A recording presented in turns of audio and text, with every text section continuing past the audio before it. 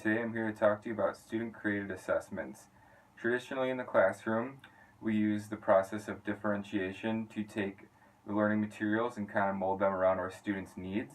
With student-created assessments, we work with the students and come up with the best process that we can for them to kind of use their strengths to portray their learning in the best style suited for them.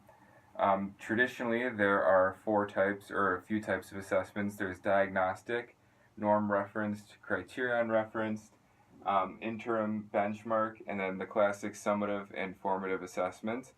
With student created assessments, the traditional form of assessments, or even like the paper test or creating a PowerPoint or something like that to assess knowledge, is kind of put to the side, and students have the opportunity to collaborate with their peers and with their teacher on how they would like their learning to be identified.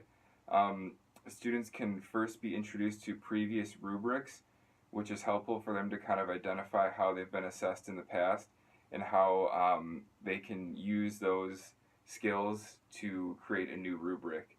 Then they're shown examples from the previous rubrics of how work is separated from each tier, so they know what the expectations are. Then conversations are had to promote higher level thinking so that the students know that their expectations are clear as they formulate their own kind of set of rules and what they're expected to do moving into the next step. Also, when the students use their own ideas and their own set of kind of rules, or however you want to call it, in creating the rubric, they have a sense of pride and they kind of take ownership. So it's like there's no gray area or like fogginess when it comes to the expectation of the project, since they were the ones that created it. So they kind of know as they're going along, like, this is what I need to do, this is what we agreed upon, and this is how it all comes together. So the rubric is really created through collaboration. It promotes ownership and responsibility with the students, and the complexity of the rubric can change with the complexity of the assignment.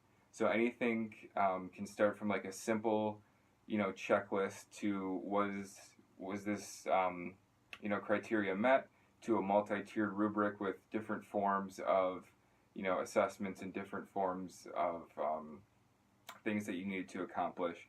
So it really can be an effective way for teachers to kind of see if their students are meeting their needs and if they're performing.